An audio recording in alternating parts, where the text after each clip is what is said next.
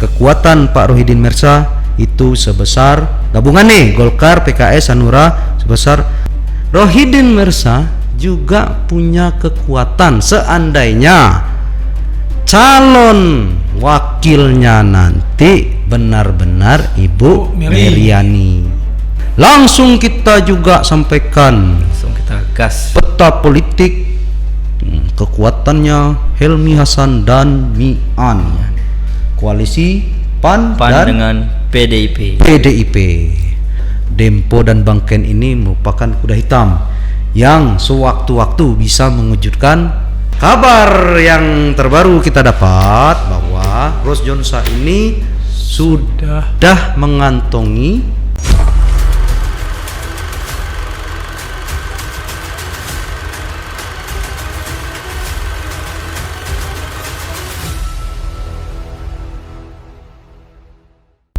Bismillahirrahmanirrahim. Assalamualaikum warahmatullahi wabarakatuh. Waalaikumsalam warahmatullahi wabarakatuh. Kembali lagi bersama kami di podcast Bengkolen Time. Gaspol. Kita gas tipis-tipis atau langsung pol? Tipis-tipis. Tipis-tipis dulu. Ya. Hari ini bersama saya Ben Hidayat sebagai host, Wanda Febrianda sebagai GM Bengkolen Time. Times. Ya. Dia yang ngurusi media. Ya.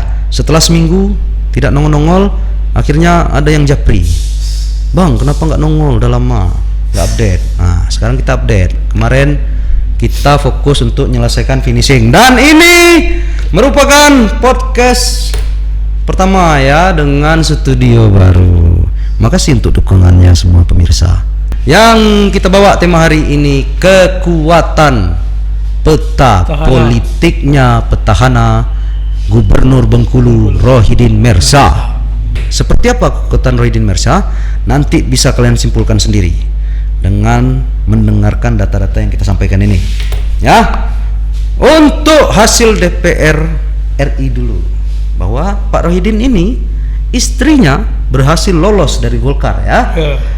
Dengan total suara 324.563 suara, atau kalau dipresentasikan 28,18 ya, atas nama Bu Derta Rohidin. Itu suara Golkar Itu suara Golkar. Ya. Nah, Bu Derta ini lolos ke Senayan ya. Itu suara total ini ya partainya ya. Ya. Nah, yang lolos itu Bu Derta, ya kan? Kalau Pak Rohidin dicalonkan dari Golkar, ya kan? Ya, kalau sesuai data nih, ya belum tentu juga. Dari 324.000 sekian itu semuanya milih Pak Rohidin atau Pak Rohidin. Nah, belum tentu.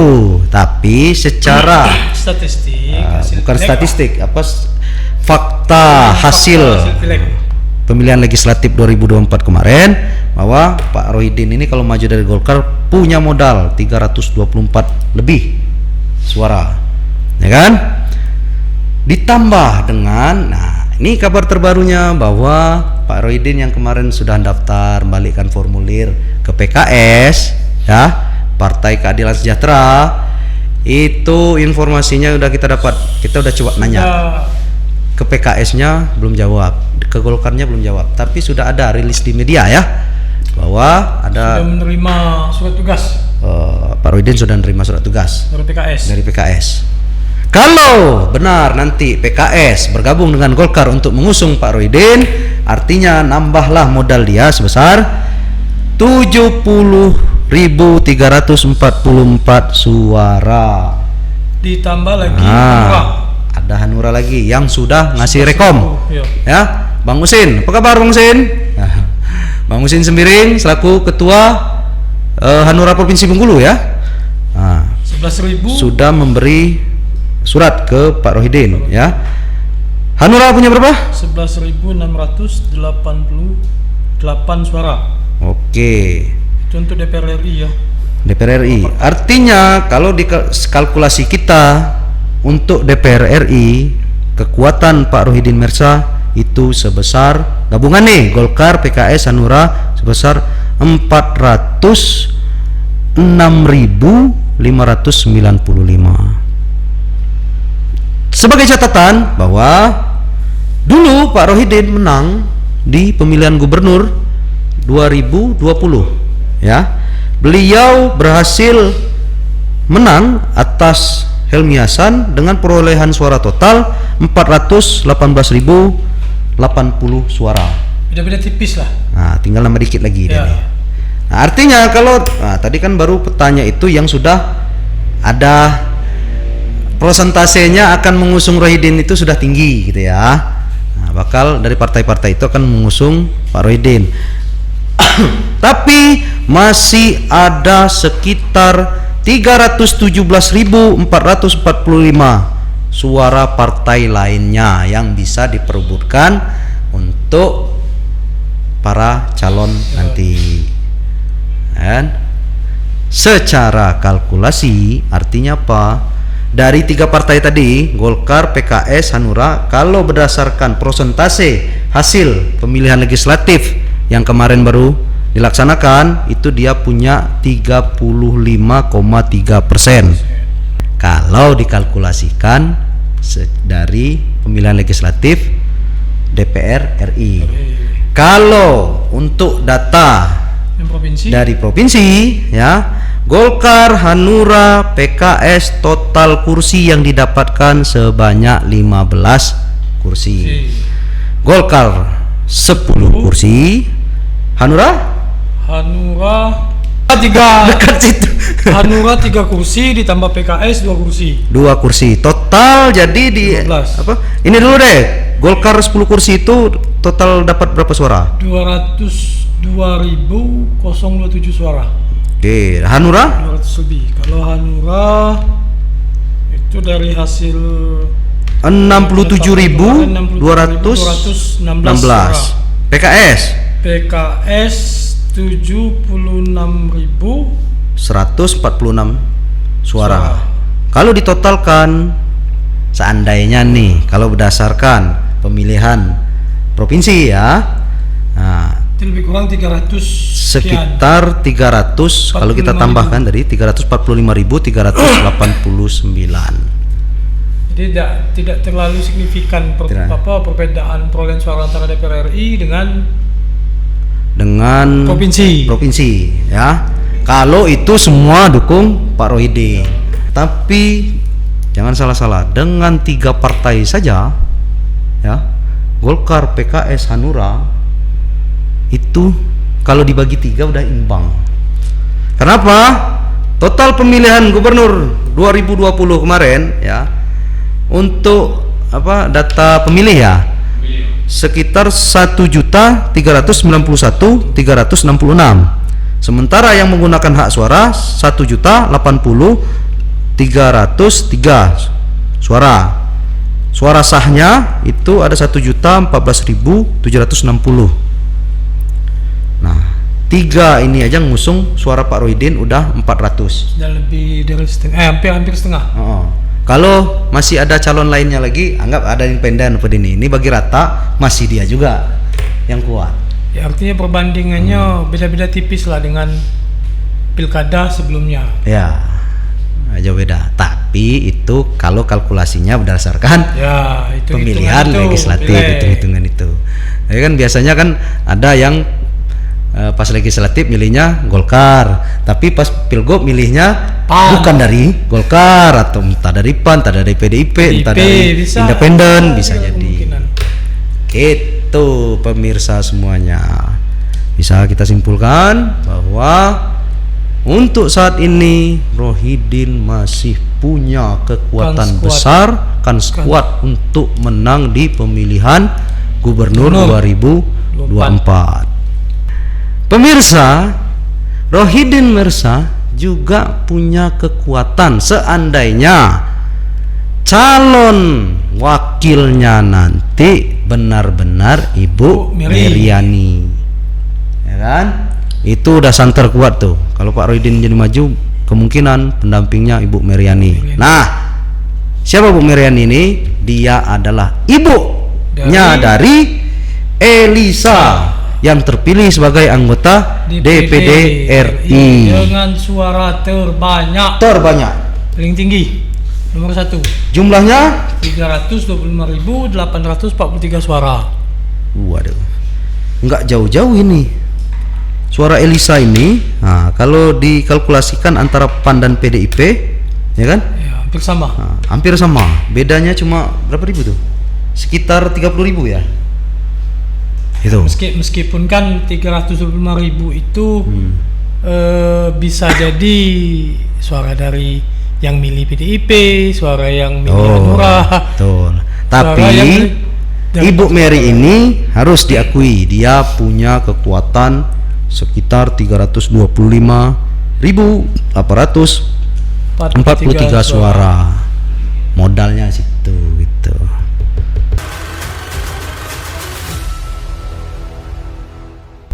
Gaspol. Kurang semangat, memang belum mandi nih aneh. Oke, tadi sebelum ini kita sudah ngomong soal kekuatan peta politiknya Rohidin Mersya. berdasarkan data hasil pemilihan legislatif 2024 kemarin. 2024 kemarin. Ya kan? Nah, biar adil.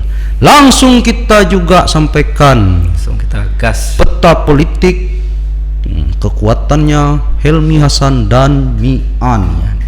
Koalisi PAN PAN dan dengan PDIP. PDIP. Yang sejauh ini belum ada partai tambahan yang mendukung pencalonan kedua ini. Tapi keduanya menurut hitungan kursi di DPRD provinsi Sudah mencukupi, bahkan lebih melebihi 3 kursi. Iya, bahkan melebihi. Karena PAN ini punya Punya 6 kursi ya. 6 kursi. Nah, PDIP punya 6 juga. 6 kursi. Jadi 12 kursi lebih 3. Itu kekuatan untuk pencalonan sebagai salah satu syarat yang harus dipenuhi untuk mencalon itu 9 kursi. 9 kursi minimal. Nah, karena udah punya 12 kursi, melengganglah si Helmi Hasan ini dengan nanti. Mian. Ya, kalau secara hitung-hitungan jumlah suara yang dihasilkan dari DPR RI untuk Bengkulu, ya, PAN yang jadi ini Bu Dewi Koryati ya. PAN ya. Ya, itu ya. Incumbent. Nah, suara PAN itu 188.346 suara, atau kalau dikalkulasikan persentase persennya Persentasenya. ya, 16,35%. Sedangkan PDIP 180.917 suara. Kalau dikalkulasikan persentasenya 15,71%, yang mendudukkan Eko Mian, istrinya Pak Mian. Ya, kalau dijumlahkan ya duanya ini, seandainya pemilihan dihasilkan dari suara-suara ini ya, kalau nggak melenceng suaranya nggak pindah kemana-mana, itu kalau total ya 369.263 suara. Atau kalau dikalkulasikan jadi 32,06%. Suara ini ya entah PDIP dan PAN ini yang 369.000 sekian itu, kalau kita lihat balik ke belakang ya, pemilihan gubernur 2020, suara Helmi Hasan yang dulu berpasangan dengan Pak Muslihan ya kan, almarhum ya, total 328.364 suara. Artinya kalau koalisinya yang sekarang lebih banyak ketimbang suaranya Helmi Hasan waktu Pilgub 2020. Itu kekuatan kalau berdasarkan hasil pileg ya untuk DPR RI. Kita belum ngitung yang DPRD provinsinya. Nah, yang ini. DPRD provinsinya itu berapa totalnya? Kalau koalisinya PAN dan PDIP itu totalnya dari kita kalkulasikan itu 2.777. 200 bukan 2000. Oh ya, 277.714 suara. dengan 12 kursi 12 kursi perolehannya ya. Berarti kalau ini tidak melenceng sudah punya modal ya. Kalau suaranya PAN dan PDIP untuk hasil DPRD provinsi sebesar 277.714 suara. Masih jauh ya kalau ininya. Tapi dengan sudah cukup. Sudah mencukup. Iya. Mereka lolos maju dalam pemilihan gubernur Bengkulu nanti. Nah, masih ada suara. Nah, kalau dulu ya berdasarkan pemilihan gubernur 2020 jumlah hak suara itu 1.080.000 sekian. Suara sahnya itu 1.014.000 sekian. Ya kan? Kalau tadi Pak Rohidin sebesar berapa? 400 ya. 406.595. Nah, tadi datanya udah kita sampaikan. Ditambah yang koalisi PAN PDIP. Kalau yang Pak Rohidin tadi 400 itu Golkar, PKS, Hanura. Ya, tiga partai berkoalisi. Kalau yang sekarang PAN dan PDIP 369.263 suara, ya kan? Artinya kalau untuk sampai 1 juta 4 kali 3 jadi 7 ya. 7 sekitar 770-an ini ya. 775 ya. 75. Artinya masih ada tersisa suara 250-an ya. 200 nggak sampai 250 kalau berdasarkan kalkulasi pileg. Masih ada 250. Nah, ini suaranya untuk siapa? Kalau untuk independen, Dempo Exler dan Bangken, kalau betul jadi nanti nasibnya Ros Jonsah juga bisa ikut, juga maju, ya kan? Masih ada sekitar 200 hampir 250-an suara ya yang bisa diperebutkan dari partai-partai yang lain. Itu ceritanya. Tapi kalau kalau berdasarkan hitungan ini itu masih unggul sebelah tadi ya. Yang kuning ya. Nah, tapi itu hasil hitung ini. Jadi dari hasil pileg. Hasil pileg ya, tapi biasanya menutup kemungkinan. Orang kalau pemilihan gubernur belum tentu dia partainya sama dengan suara partainya, ya kan? Nah, itu tergantung tim suksesnya nanti, ya. Bagaimana strateginya bisa memenangkan kontestasi pemilihan gubernur nantinya. Tapi ya itu tadi secara kalkulasi politik yang berdasarkan data yang sudah yang udah real ya ini. Data real yang kemarin hasil pemilihan ya kan. Nah, peta politiknya masih kuat-kuatan antara Rohidin dengan Helmi Hasan. Itu udah berapa menit sana? Figur ini ya. 8 menit. Nah, itu sementara ya. Habis ini kita kekuatan lain belum ada ya. Nanti yang kabupaten-kabupaten kita omongin semua. Masih ada tersisa Dempo Bangken seperti apa kekuatannya. Terus kalau Ros Jonsah juga jadi maju gimana kekuatannya. Dan kita bahas juga kekuatan dari dari kesukuannya. Nah, itu nanti setelah pendaftaran saja. Yang real ya. Real ya. Benar-benar daftar. Nanti kita datangkan juga pengamat-pengamatnya. Ya kan? Oke, itu dulu untuk kekuatan peta politiknya Helmi Hasan dan Mian berdasarkan hasil pemilihan legislatif 2024 dengan membandingkan hasil pemilihan gubernur 2020 yang lalu. Tadi sudah bahas soal kekuatannya Pak Rohidin Mirsa, kekuatannya Helmi Hasan dan Mian. Ya, kini masuk gilirannya Dempo Exler dan Ahmad Kennedy dan juga itu berpasangan yang tadi itu, dan juga salah satu kandidat ya berpotensi yang berpotensi menjadi calon di pilkada pemilihan gubernur ya untuk 2024 yaitu Wakil Gubernur Bengkulu manusia tanpa HP. Haji Rosjon Sahili. Nah, itu dulu Lengkap. lengkap. Kenal betul kayaknya. Hah? Dekat, Pak. Ya. Alhamdulillah. Bupati Lebong 2 periode. Periode. Bisa diundang nanti. Bisa dulu. Insya Allah bisa. Oke. Hadir SM007 masih hadir. Kita sambil live ini, live TikTok. Ya, untuk Dempo Exler dan Ahmad Kennedy atau Bang Ken, keduanya sudah menyatakan maju lewat jalur independen. Ya kan?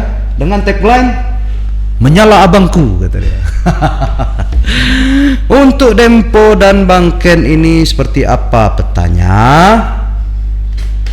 Keduanya merupakan Dempo ini kemarin untuk pemilihan legislatif ikut bertarung lagi di DPRD Provinsi Bengkulu, Dapil Kota. Dapil Kota dengan perolehan suara sebesar 6.877 suara. tapi nggak lolos. Nah, Ya, peringkat 3 ya dia. ya peringkat 3 dari 2 caleg Pandapil Kota yang terpilih. Oh, nomor 3 dia. Tapi, nah, Dempo ini dikenal sebagai visioner, anak muda visioner, ya. Yang menariknya adalah Dempo ini berani maju mencalonkan diri sebagai gubernur dengan menggandeng, nah, dia berhasil menggandeng politisi senior yang gurunya sendiri, ya kan, Bang Ken, yang kemarin juga maju di DPD RI. Walaupun belum beruntung, tapi dia dapat kursi ke-5. Posisi kelima. Posisi kelima. Nah, yang 4 ini kalau seandainya ada pergantian atau apa, nah Bang Ken ini masih bisa PAW. Cadangan lah bahasanya. Ya, pemain cadangan. Ini cadangan. Kayak ini tuh ya. Nah, Bang Ken ini waktu di PDRI dia punya suara sebesar 87.000 keras dikit suara itu. 87.632 suara atau 7,63%. Oh. Jadi Dari hasil lumayan rekapitulasi tingkat provinsi. provinsi ya. Jadi lumayan inilah ya, hampir bisa mencapai 100.000 ya kalau berdasarkan hasil pemilihan legislatif.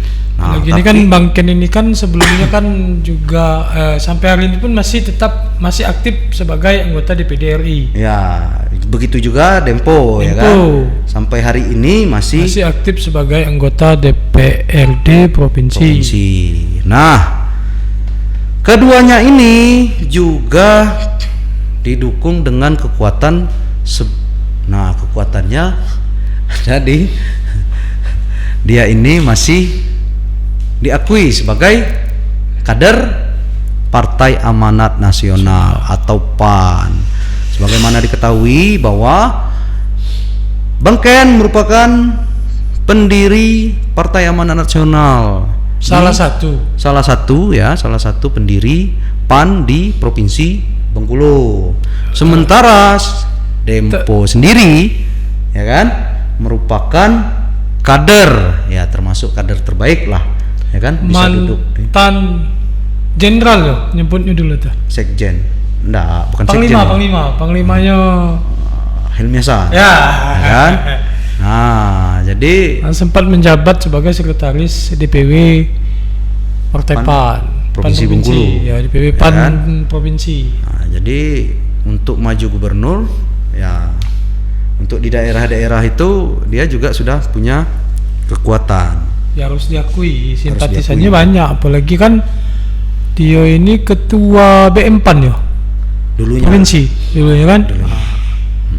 Nah, itu yang Dempo dan Bang Ken. Apakah, nah, kata orang-orang banyak ada yang komen, ada yang berita kalau Dempo dan Bang Ken ini merupakan kuda hitam yang sewaktu-waktu bisa mengejutkan kalau nanti jadi maju di lolos maju lewat jalur independen untuk pemilihan gubernur Bengkulu. Oke, kita lanjut satu lagi ya. Satu nama Satu nama lagi yaitu Rosjonsa yang kemarin sempat kabarnya agak redup kabarnya untuk siapa nih yang akan mengusung Rosjonsa maju di pemilihan gubernur.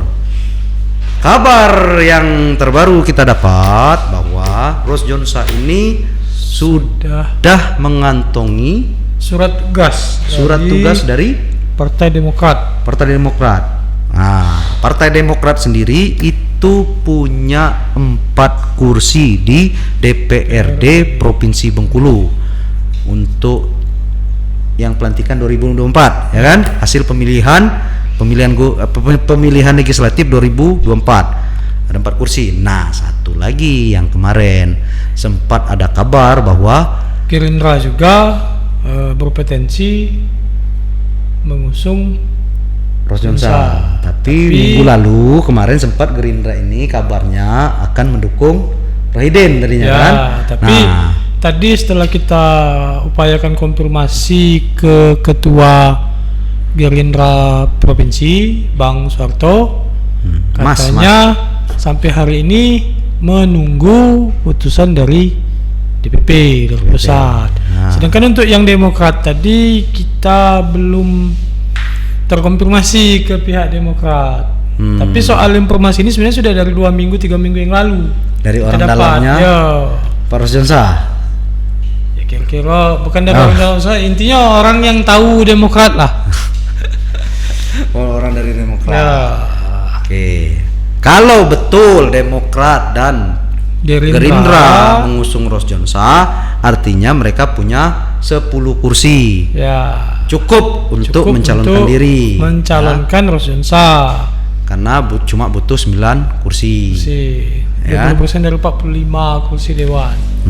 Nah, kalau kita hitung kekuatan Rosjonsa berdasarkan hasil pemilihan legislatif, ya kan? Untuk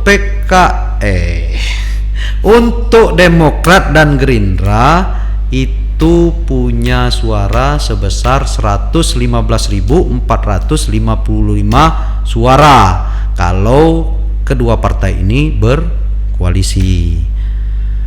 Kalau hitung-hitungannya hasil pemilihan legislatif DPRD Provinsi Bengkulu itu sebesar 224.997 suara. Lumayan itu.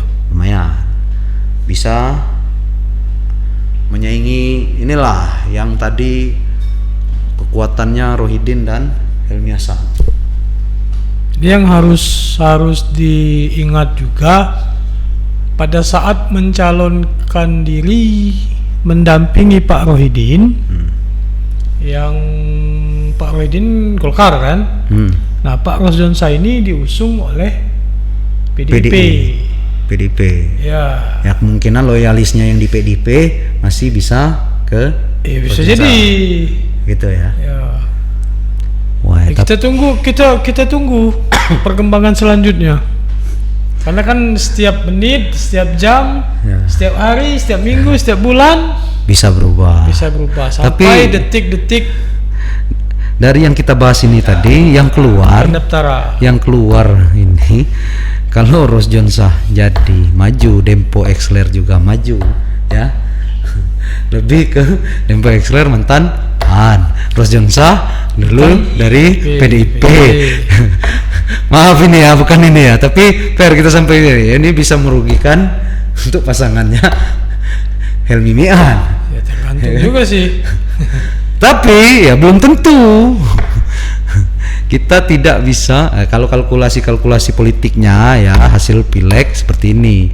Tapi belum tentu nanti kan ternyata gambaran dari hasil pileg DPR RI maupun DPRD provinsi. Tapi nanti ya rakyat juga yang menentukan ya kan. Nah, dari kesimpulannya tadi seperti saya gambarkan, kemungkinan kuat kalau Pak Rohidin bisa maju, kekuatan dia masih cukup besar.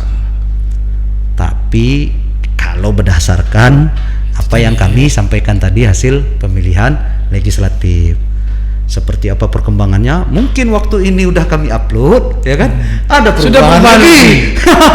Jadi ikutin kita terus di Bung Kolentang Podcast yang Gaspol. agak lupa nih. sabar. Nanti kalau sudah terbiasa ya, pasti lancar. Billahi taufiq wal hidayah. Assalamualaikum warahmatullahi wabarakatuh.